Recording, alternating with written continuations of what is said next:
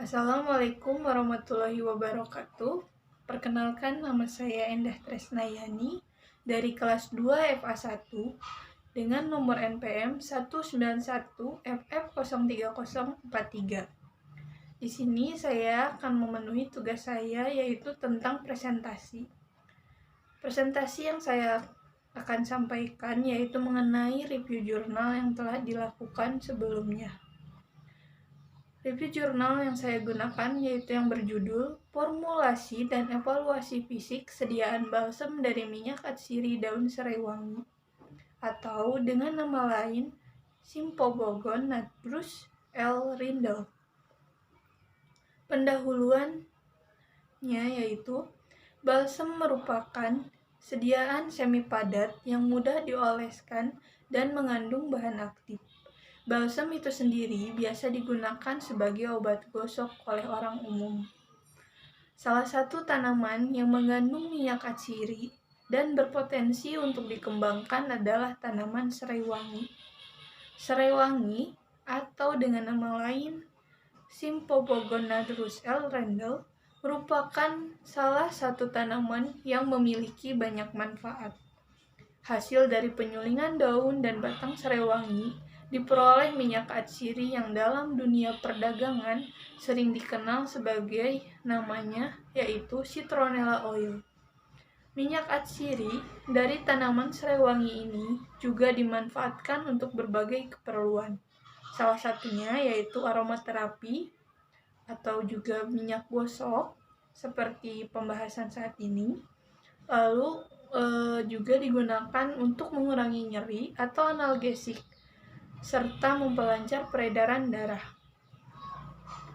Metodologi yang digunakan para peneliti di jurnal yang telah saya review ini yaitu menggunakan penelitian secara eksperimental, yang artinya sebuah penelitian yang dilakukan untuk mengetahui akibat yang ditimbulkan dari suatu perlakuan yang diberikan secara sengaja oleh peneliti.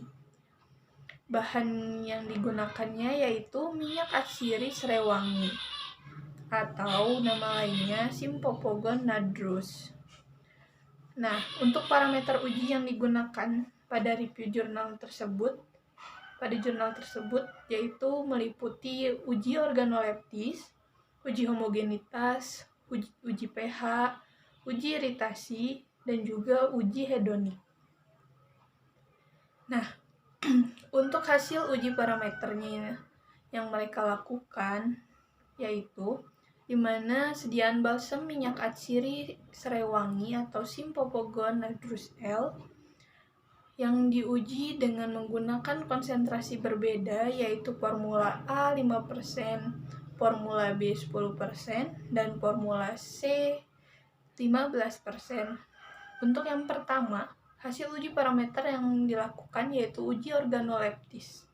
Berikut tercantum tabel mengenai hasil uji organoleptis.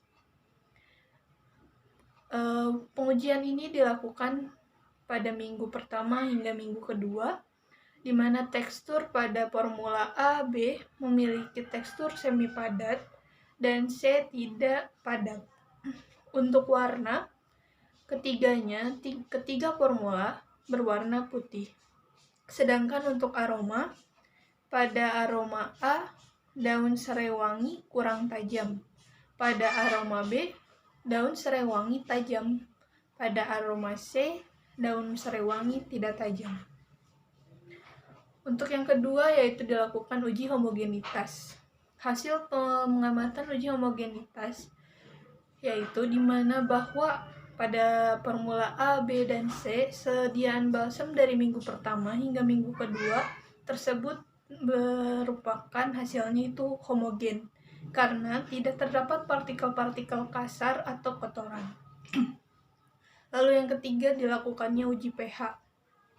Pada uji pH juga dilakukan pada minggu pertama hingga minggu kedua pada formula A, B, dan C, dan untuk dirata-ratakan memiliki pH kulit yang normal yaitu 6. Untuk yang keempat yaitu dilakukannya uji hedonik. Berikut ada tabel data pengamatannya, dapat dilihat. Untuk keterangan positif tanda 2 itu mengartikan sangat suka. Untuk positif 1 mengartikan suka. Untuk negatif 1 mengartikan kurang suka. Dan untuk negatif 3 mengartikan tidak suka. Oke, di sini untuk pembahasannya pada jurnal yang telah saya baca atau telah saya review itu, pada uji parameter yang dilakukan bahwa saat uji organoleptik didapatkan hasil ketiga formula dari minggu pertama hingga minggu kedua yang menunjukkan formula terbaik adalah formula A dan B, yaitu yang berbentuk setengah padat, sedangkan formula C tidak memiliki formula yang baik karena terjadi pemisahan antara sediaan padat dan cair. Dan untuk teksturnya itu sendiri, pada formula A dengan konsentrasi 5% dan B konsentrasi 10% memiliki tekstur padat, sedangkan formula C dengan konsentrasi 15% memiliki tekstur yang tidak padat. Dan untuk aromanya sendiri, sediaan yang dilakukan dari minggu pertama hingga minggu kedua pada masing-masing formula, yaitu formula A tidak memiliki aroma khas minyak atsiri daun serai wangi, sedangkan formula B memiliki aroma khas minyak atsiri daun serai wangi yang tajam. Dan pada formula C tidak memiliki aroma minyak atsiri daun serai wangi yang tajam juga. Sedangkan untuk pengamatan warna, tidak ada perubahan warna dari minggu pertama hingga minggu kedua. Warna dari minggu pertama hingga minggu kedua tetap sama, yaitu warnanya putih. Nah, untuk berikutnya pada uji homogenitas, bahwa sediaan balsam pada formula A, B, dan C, sediaan balsam dari minggu pertama hingga minggu kedua tersebut yaitu homogen. Mengapa? Karena tidak terdapat partikel-partikel kasar atau kotoran yang berada pada sediaan balsam tersebut. Untuk yang ketiga yaitu dilakukannya uji pH. Pada uji pH, bahwa sediaan balsam dari formula A, B, dan C yang diamati dari minggu pertama hingga minggu kedua rata-rata memiliki pH kulit yang normal, yaitu sebesar 6.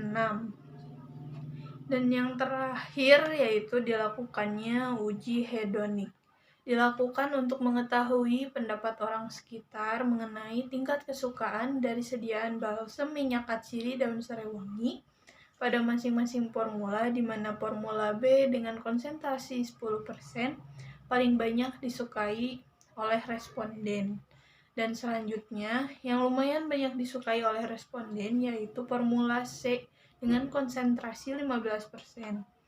Dan untuk formula A dengan konsentrasi 5% kurang banyak responden yang menyukai balsam tersebut. Nah, untuk kesimpulannya jadi pada sediaan balsam minyak atsiri daun serai wangi Symbopogonadrus menunjukkan bahwa balsam yang memiliki mutu fisik yang baik adalah formula B dengan konsentrasi 10% karena memiliki aroma yang lebih pas serta untuk respon dari pada pendapat orang sekitar pun mengenai tingkat kesukaan dari sediaan balsam minyak atsiri daun serai wangi ini, mereka lebih menyukainya pada formula B. Berikut ini merupakan daftar pustaka yang saya gunakan, dan untuk ini merupakan lampiran jurnal atau jurnal yang saya review. Saya mengambil jurnal Kesehatan Luhur Raya, di mana sang penulis bernama Anugrah Umar. Sekian yang bisa saya sampaikan, kurang lebihnya mohon maaf. Bila ada salah-salah kata, wabillahi taufiq wal hidayah. Wassalamualaikum warahmatullahi wabarakatuh.